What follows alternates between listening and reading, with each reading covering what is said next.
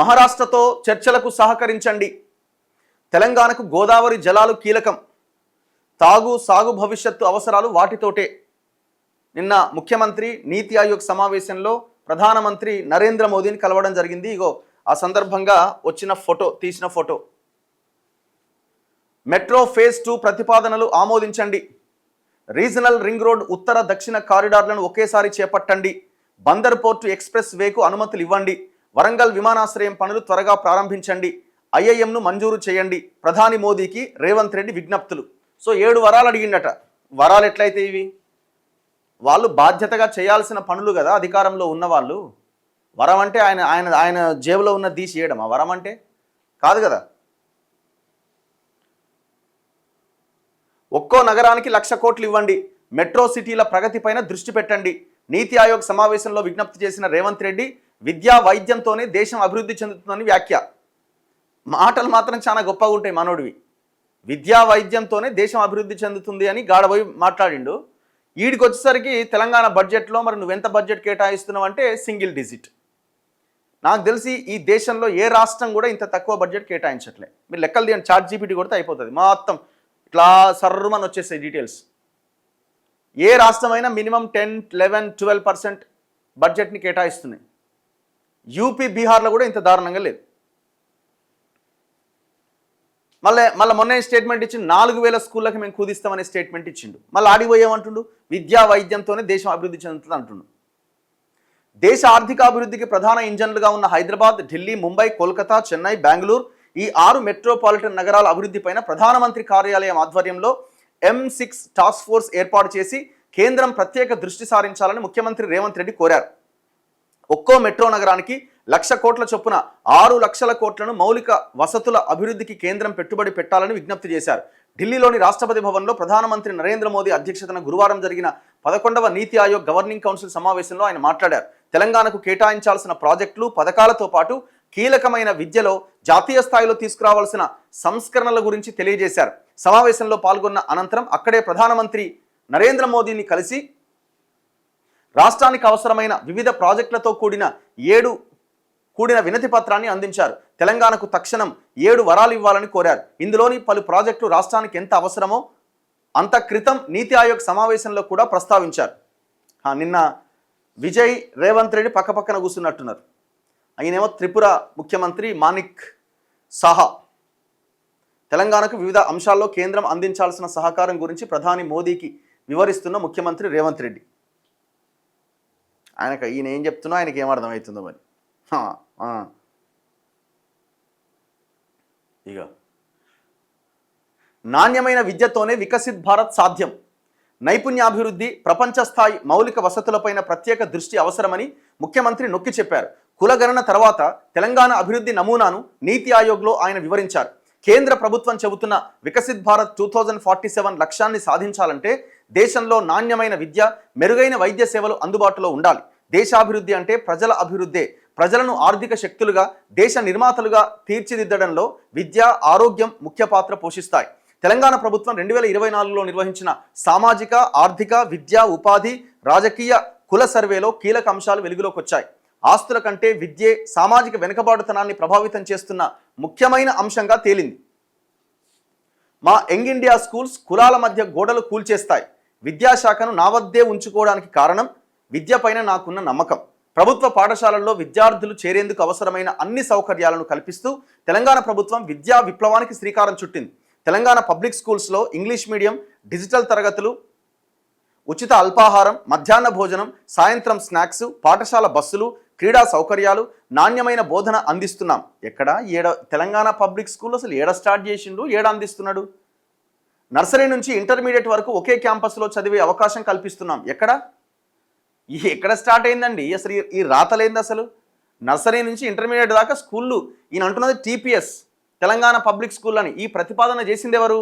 Telangana education పాలసీని తయారు చేసిన ఆకునూరు మురళి గారు. ఆయన కమిషన్ చైర్మన్గా ఉండి వాళ్ళ టీం అంతా కలిసి ఒక రిపోర్ట్ని, ఒక నివేదికను తయారు చేసి ముఖ్యమంత్రికి ఇచ్చింది ప్రభుత్వానికి. నువ్వు దాన్ని ఇంప్లిమెంట్ చేయకుండా మళ్ళీ కేశవరావు కమిటీ అని ఇంకొక కమిటీని పెట్టి ఆ కమిటీకి అప్పచెప్పి మీరు ఒకవేళ కమిషన్ రిపోర్ట్ ఇవ్వగానే ఆ కమిషన్ రిపోర్ట్ని క్యాబినెట్లో పెట్టాలి. ఆమోదిస్తావా, తిరస్కరిస్తావా తర్వాత? నువ్వు ఆ రాజ్యాంగబద్ధంగా ఏర్పాటైన కమిషన్ రిపోర్ట్ని క్యాబినెట్ సమావేశంలో పెట్టకుండా పరిశీలించండి అని నువ్వు కేకే కమిటీకి ఇచ్చినావు. అసలు ఆ కేకే కమిటీ దేనికి? మళ్ళా నువ్వు చెప్తున్న దానికి చేస్తున్న దానికి ఏమైనా పొంతన ఉన్నదా? చేయంది ఇంకా చేసేసినామని ఒప్పుకుంటున్నావు, ఇక్కడ చెప్పుకుంటున్నావు. మా ప్రభుత్వం నిర్మించే యంగ్ ఇండియా స్కూళ్ళు కులాల మధ్య గోడలు కూల్చేస్తాయనే విశ్వాసం ఉన్నది. ఏమున్నదా యంగ్ ఇండియా స్కూల్స్లో? అవన్నీ హాస్టల్స్, ఇంటిగ్రేటెడ్ స్కూళ్ళు కడతామని అంటున్నాడు. ఏందది? ఇప్పుడు గురుకులాల్లో ఏవైతే రెసిడెన్షియల్ స్కూళ్ళలో చదువుకుంటున్నారో వాళ్ళ కోసం కొత్త కొత్త బిల్డింగ్లు, మంచి మౌలిక వసతులు కల్పించడానికి ఏర్పాటు చేస్తున్నవే ఇవి. టోటల్ 80 లక్షల మంది పిల్లల్లో, సబ్జెక్ట్ టు కరెక్షన్ అటు ఇటు 80 లక్షల మంది చదువుకుంటున్న పిల్లల్లో 2 లక్షల మంది కోసం నిర్మిస్తున్నటువంటి ఇంటిగ్రేటెడ్ స్కూల్స్ ఇవి. ఇక నీకు ఏం గొప్ప విజయం సాధ్యమవుతుంది వీటి ద్వారా? డే స్కాలర్స్గా ఇంటి నుంచి గ్రామంలో ఉన్న స్కూల్కో, మండలంలో ఉన్న స్కూల్కో, పక్కన ఉన్న గ్రామంలో ఉన్న స్కూల్కో వెళ్తున్న పిల్లల సంఖ్య కొన్ని లక్షల మంది ఉన్నారు. ఆ స్కూల్లో ఏమో నేను తగ్గించి 4000 కుదిస్తాను నువ్వు అంటున్నావు. ఇంకొక వైపున యంగ్ ఇండియా స్కూల్ అంటే మొత్తం కులాల మధ్య గోడలే కూల్చేస్తాయట. భయ్యా, ఇప్పుడు మేము కూడా హాస్టల్లోనే చదువుకున్నాం. నేను చదువుకున్న సర్వేల్ గురుకుల పాఠశాల అనే స్కూల్ కూడా అప్పుడు ప్రధానమంత్రిగా పనిచేసిన పివి నరసింహారావు ముఖ్యమంత్రిగా ఉన్నప్పుడు 1970s స్టార్ట్ చేసిన స్కూల్ అది. అక్కడ కులం లేదు, మతం లేదు, అందరూ ఒకే. అది ఇప్పుడు కాదు, ఎప్పటి నుంచో ఉన్నాయి ఆ స్కూల్స్. ఇట్లాంటి గురుకులాలు ఎప్పటి నుంచో ఉన్నాయి. మీరేం కొత్తగా అసలు ఏదో అన్ని కులాలను ఒకే దగ్గర పెట్టి చదివిస్తున్నాం అనే కాన్సెప్ట్ ఎప్పటి నుంచో ఉన్నది. అది ఇప్పుడు మీరు కొత్తగా స్టార్ట్ చేసేది ఏం లేదు. సమాజంలో సమానత్వం పెంపొందించేందుకు ప్రతి నియోజకవర్గంలో young India integrated residential school ఏర్పాటు చేస్తున్నాం. అన్ని వర్గాల పిల్లలు కలిసి చదువుకోవడం, కలిసి జీవించడం ద్వారా కుల వివక్ష తగ్గుతుంది. ఎప్పటి నుంచో ఉన్నాయి. కుల వివక్ష తగ్గిందా ఏమన్నా? మంచిదే ఆ స్కూల్స్ పెట్టడం, కానీ ఎంతమంది పిల్లల కోసం పెడుతున్నావు నువ్వు? అసలు చదువుకుంటున్న పిల్లలు ఎంతమంది? ఎన్ని లక్షల మంది? ఎంతమంది పిల్లలకి ఈ స్కూల్స్ యూజ్ అవుతాయి? అండ్ ఇంకొకటి, ఈ 2 లక్షల మందికి ఎప్పుడు అందుబాటులోకి వస్తాయి? నువ్వు 119 నియోజకవర్గాల్లో 119 కట్టినప్పుడు వస్తాయి. ఎప్పుడు కడతావు నువ్వు? ఈ ప్రకటన చేయబట్టి 2 ఏళ్ళు అవుతుంది. 2 ఏళ్లలో ఒక్క స్కూల్ అన్న కావాలి కదా. ఒక్క స్కూల్ అన్న అయిపోయి ఇప్పటికి క్లాసులు స్టార్ట్ అయిపోవాలి కదా. అందులో హాస్టల్స్, బిల్డింగ్స్ అయిపోవాలి కదా. మరి ఏ స్కూల్ అయిపోయింది? కొడంగల్లో పునాదిరా వేసినావు, మదిరలో వేసినావు, ఇంకేంటో తుంగతుడితో ఇంకేంటో వేసినావు. ఎంతవరకు వచ్చినాయి ఆ స్కూళ్ళు? అంటే ఒక పని చేసి దాన్ని ఏదో పెద్ద గొప్ప పని చేస్తున్నట్టుగా చెప్పుకునే ఒక ప్రయత్నం. మీరు చూడండి, రీసెంట్గా వచ్చినటువంటి రిపోర్ట్, నేను ఏదో లెక్కలు మనం రాసుకొచ్చిన లెక్కలు కావి.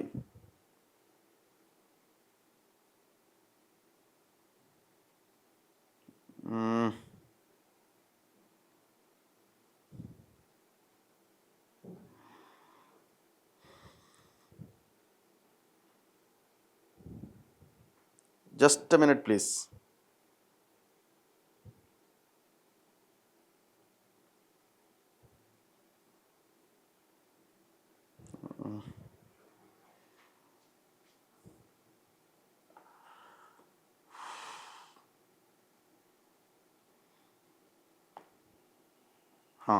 ఒక్కసారి రిపోర్ట్ చూడండి. అంటే తెలంగాణలో 2024-25 25-26తో కంపేర్ చేసుకుంటే, 2 years కంపేర్ చేసుకుంటే ఏ సిచ్యువేషన్లో మన రాష్ట్రంలో ఎడ్యుకేషన్ సిస్టమ్ ఉంది? చాలా గొప్పలు చెప్తుంది కదా, విద్యాశాఖ నా దగ్గరే ఉంది అని. మీరు చేంజ్ అవ్వండి బాస్. మీరు ఈ డంబాచారం ఇవన్నీ కేసీఆర్ చెప్పి క్యాలీఫ్లవర్ పెట్టి జనానికి అర్థమైపోయి ఓడిపోయింది, కథం అయిపోయింది. మీది కూడా అదే సిచ్యువేషన్ ఉన్నది. ఇప్పుడు ఎక్కడున్నాం మనం? తెలంగాణ. ఇదేంది ఫైల్ ఓపెన్ అవ్వట్లేగా? సరే, ఇది చూద్దాం.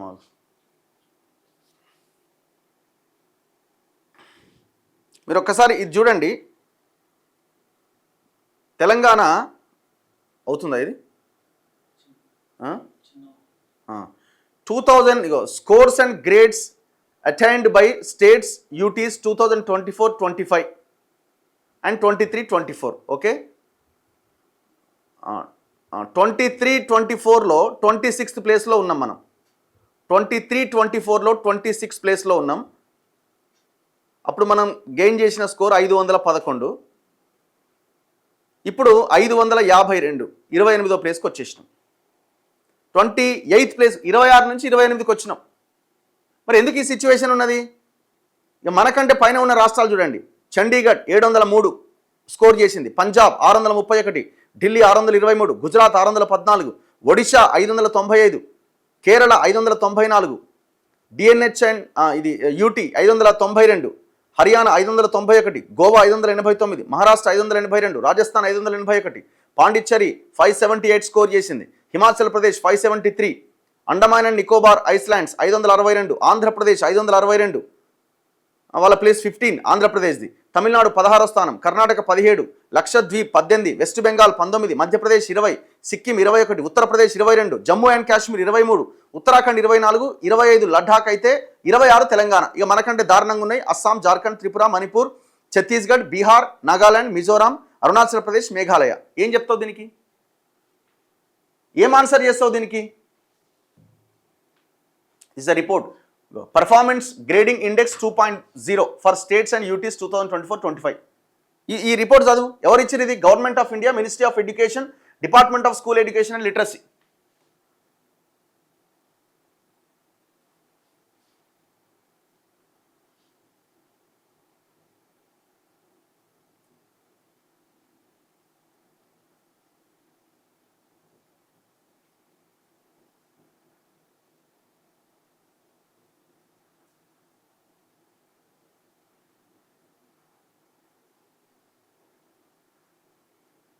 ఈ రాష్ట్రాలు టాప్ ప్లేస్లో ఉన్నాయి. ఇప్పుడు వీటిని కేటగిరీస్గా డివైడ్ చేసిరనమాట. ఇప్పుడు 91 to 100% గ్రేడ్ ఉన్న రాష్ట్రాలని 941 to 1000 స్కోర్ అనమాట వాళ్ళని ఉత్కర్ష్ అనే విభాగంలో పెట్టిరు. దాని తర్వాత 881 స్కోర్ టు 940 ఉన్న వాళ్ళని ఉత్తమ్ 1 అని, 821 to 880 స్కోర్ చేసిన రాష్ట్రాలని ఉత్తమ్ 2, 761 to 820 స్కోర్ చేసినవి ఉత్తమ్ 3, 701 to 760 ప్రచస్త 1 అట, 641 to 700 ప్రచస్త 2, 581 to 640 ఇంకొకటి, 521 to 580 ఆకాంక్షి 1, 461 to 520 ఆకాంక్షి 2. మనం ఆడున్నాం అంటే కింద, అంటే జస్ట్ ఎంత ఇది 11% to 20% మాత్రమే. మనం గెయిన్ చేస్తున్న స్కోర్ ఎంత తెలుసా? 11% to 20%. ఇక ఇంకా దారుణంగా ఉన్న వాళ్ళు ఆకాంక్షి 3 కింద. మీరు చూడండి, ఇప్పుడు ప్రధానమంత్రి కూడా ఆన్సర్ చేయాల్సిందే. ఈ 91 to 100% స్కోర్ చేసినది ఏ రాష్ట్రము లేదు ఇంతవరకు ఈ దేశంలో. అంటే మరి ఈయన నరేంద్ర మోదీ కూడా మొన్న చెప్తున్నాడు కదా, దేశం ఎన్నో ఉన్నది, ఏడుకో ఎగిరిపోతున్నది, వెలిగిపోతున్నది, అసలు ఆ దీపాన్ని ఆపే వాళ్ళే లేరు అన్నట్టుగా మాట్లాడుతున్నాడు. మీరు ఇచ్చిన రిపోర్ట్లో ఎడ్యుకేషన్ సిస్టంలో, ఈ విద్యా వ్యవస్థలో ఏ రాష్ట్రం కూడా మీరు పెట్టిన టాప్ స్కోర్లో ఏ రాష్ట్రము లేదు. టాప్ స్కోర్ కాదు, మీరన్న ఉత్కర్ష్ 941 to 1000 స్కోర్లో లేదు, ఉత్తమ్ 2 881 to 940 స్కోర్లో లేదు, 821 to 880 స్కోర్లో ఏ రాష్ట్రము లేదు, 761 to 820 ఏ రాష్ట్రము లేదు. 51 to 60 స్కోర్ అంటే 701 to 760 స్కోర్ చేసిన దగ్గర నుంచి స్టార్ట్ అయినాయి. చండీగఢ్, పంజాబ్ 2 రాష్ట్రాలు ఉన్నాయి అక్కడ. నెక్స్ట్ 41 to 50% ఒక 6 రాష్ట్రాలు ఉన్నాయి. 31 to 40% 9 రాష్ట్రాలు ఉన్నాయి. 21 to 30% 15 రాష్ట్రాలు ఉన్నాయి. ఈ దేశం ఏడున్నట్టుగా? అంటే విద్య లేదు అని మీరే క్లియర్గా ఓపెన్గా చెప్తున్నారు. ఇది 12 ఏళ్ళ మోదీ పాలన ఏం చేసినట్టు, 50 ఏళ్ళ కాంగ్రెస్ పాలన ఏం చేసినట్టు ఈ దేశానికి? మన తెలంగాణ ఏడుంది? ఈడుంది 21 to 30% దాంట్లో తెలంగాణ 15 రాష్ట్రాలు ఉన్నాయి. గింత ఘోరంగా ఉన్నది సిచ్యువేషను. ఇక విత్ మ్యాప్, ఇది కేంద్రం ఇచ్చిన రిపోర్టే ఇది. ఈయన పోయి ఆడ దంచుతున్నాడు స్పీచ్లు. యంగ్ ఇండియా ఇంటిగ్రేటెడ్ స్కూల్ రాబోతున్నాయి, విద్యాశాఖ మంత్రి పదవి నా దగ్గరనే ఉన్నది. ఆయనకు చెప్పడం, ఈయనకు చెప్పడం డ్రామా. మీరు చెప్పిన లెక్కల గురించి మీరు క్లారిటీ ఇచ్చే ప్రయత్నం చేయండి ఫస్ట్. ఈ మ్యాప్లో ఏ రాష్ట్రాలు ఎట్లెట్లున్నాయి ఆ రాష్ట్రాలను డివైడ్ చేసి, మేఘాలయ అనేది రెడ్ మార్క్ పెట్టారు, ఎందుకంటే వీళ్ళు లో అనమాట, దారుణంగా ఉన్నది ఇక్కడ. గ్రీన్లో ఉన్నాయి మొత్తం, అన్ని లోలో ఉన్నాయి. ఇక 15 రాష్ట్రాలు దారుణంగా ఉన్నాయి, అందులో తెలంగాణ కూడా ఉంది. ఇక టాప్లో ఉన్న రాష్ట్రాలు ఒక 2.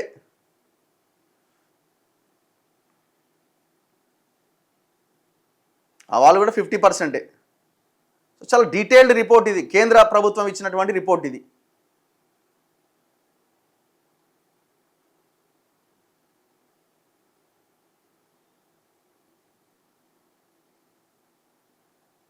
అంతే. ఇగో percentage of schools having trained teachers for teaching all schools, percentage of teachers whose Aadhaar unique ID seeded in electronic database. So అట్లా ప్రతి పారామీటర్ తీసుకొని వీళ్ళు ఈ రిపోర్ట్ని తయారు చేసారు. మనం ఎక్కడున్నామండి? 28th ప్లేస్లో ఉన్నాం. ఇప్పుడు రేవంత్ రెడ్డి ఏమంటుండు? మొత్తం సమూలంగా మార్చి పడేసిన విద్యా వ్యవస్థను అంటున్నాడు. నువ్వు ఇచ్చే బడ్జెట్ ఎంత? 7%.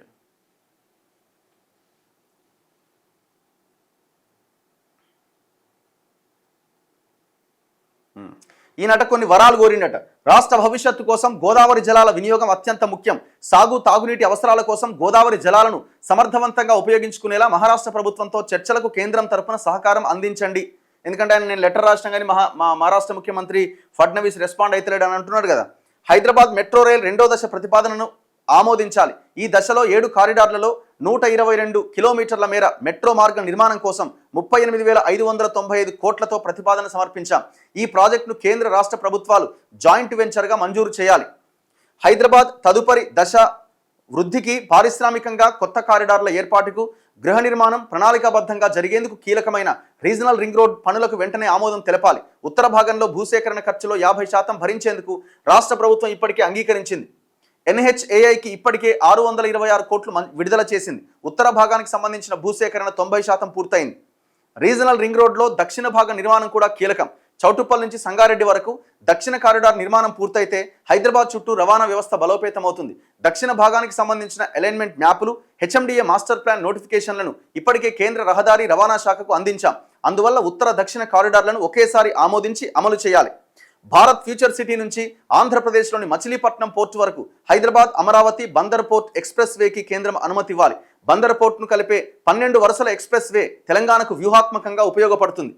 120 మీటర్ల రైట్ ఆఫ్ వేతో ప్రతిపాదించిన ఈ హైవే ద్వారా సముద్ర తీరం లేని తెలంగాణకు పోర్టు కనెక్టివిటీ లభిస్తుంది. ఫార్మా, ఎలక్ట్రానిక్స్, ఫుడ్ ప్రాసెసింగ్ రంగాల ఎగుమతులకు ఇది కీలకం.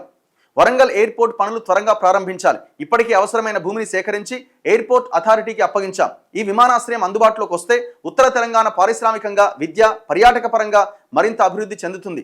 హైదరాబాద్లో IIM ఏర్పాటు చేయాలి. ఇందుకోసం 200 ఎకరాల భూమి ఇచ్చేందుకు రాష్ట్ర ప్రభుత్వం సిద్ధంగా ఉన్నది. తెలంగాణలో ఇప్పటికే IIT, IIIT, నల్సార్, TIRF వంటి ప్రముఖ జాతీయ విద్యా సంస్థలున్నాయి. IIM కూడా ఏర్పాటు చేస్తే నూతన విద్యా విధానం 2020 ఆశించిన లక్ష్యం నెరవేరుతుంది. ఇది కథ. ఇప్పుడు విద్యా హక్కు చట్టం వచ్చింది ఎప్పుడు? మీ హయాంలో, కాంగ్రెస్ హయాంలో వచ్చిందే కదా. మరి దాన్ని ఈ తెలంగాణ రాష్ట్రం అమలు చేస్తున్నదా? లేదు కదా.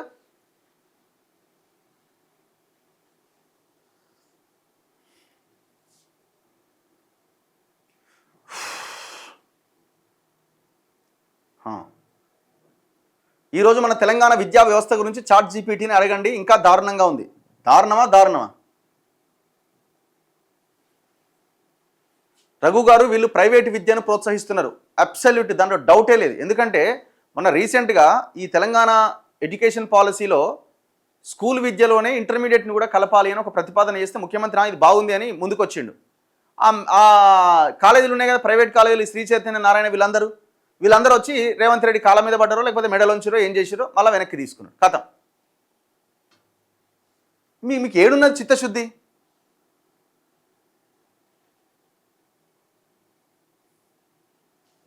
పోలీస్ నోటిఫికేషన్ గురించి మాట్లాడండి. వాళ్ళు వస్తా అన్నట్టున్నారు పిల్లలు, మేబీ చూడాలి. సో 20,000 పోస్టులు కావాలి, 5,000 పోస్టులతో ఎట్లా అన్నది. అండ్ ఇంకోటి ఏజ్ రిలాక్సేషన్ గురించి కూడా చర్చ జరుగుతున్నది. ఏజ్ కనీసం 36 సంవత్సరాలు ఇవ్వాలి అని అడుగుతున్నారు పోలీస్ కానిస్టేబుల్కి. Entire education system is collapsed in India, still horrible in Telangana.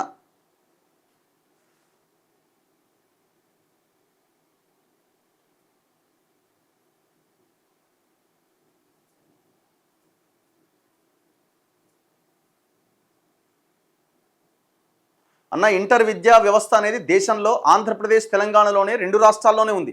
దేశం మొత్తం 11th and 12th క్లాసెస్ ఉన్నాయి. మన తెలంగాణలో ఇంటర్ వ్యవస్థ, విద్యా వ్యవస్థ ఆంధ్ర వాళ్ళ పెత్తనం. అందుకే కదా చేయట్లేదు.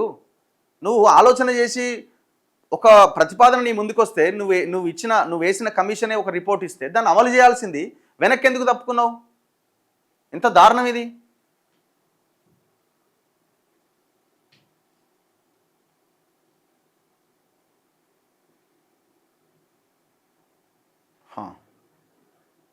Worst education system in Telangana. 4000 స్కూళ్ళని మూసేస్తా అంటున్నాడు ఆయన. 4000 స్కూళ్ళకు కుదిస్తాను. ఇవాళ రౌండ్ టేబుల్ సమావేశం ఉన్నది 1 o'clockకి సోమాజిగూడ ప్రెస్ క్లబ్లో క్రాంతిదళ ఆధ్వర్యంలో. 4000 స్కూళ్ళకు కుదిస్తా అంటున్నాడు. ఎట్లా కుదిస్తావు నువ్వు? 27,000 స్కూళ్ళలో 22,000 23,000 స్కూళ్ళు మూసేస్తా అంటున్నాడు. మరి ఏం చేయబోతున్నావు అసలు? నీ ప్రోగ్రెస్ రిపోర్టు నీ ఎదురుగా ఉన్న మోడీనే బయట పెట్టిండు. మోడీ కూడా తనకు తాను బయట పెట్టుకుండు మిగతా రాష్ట్రాల్లో పరిస్థితి ఎట్లున్నదో. ఇప్పుడు అంటే ఈ దేశం అంటే వెలిగిపోతుందట. చదువే లేని ఈ దేశంలో, చదువునే అందించలేని దేశంలో 12 ఏళ్ల నీ పరిపాలన, మోదీ పాలన ఏం వెలగబెట్టింది? ఇక్కడ గత 10 ఏళ్ల పాలన, ఇక్కడ 2.5 ఏళ్ల పాలన ఏం వెలగబెట్టింది?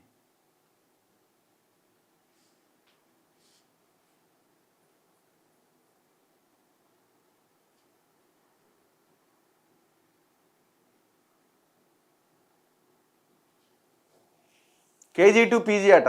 అది ఓన్లీ ఆ గాలిలోనే తిరుగుతుంది కేజీ టు పీజీ అని. ఆయన కేజీ టు పీజీ అని చెప్పి అటు ఆగం చేసిండు జనాన్ని.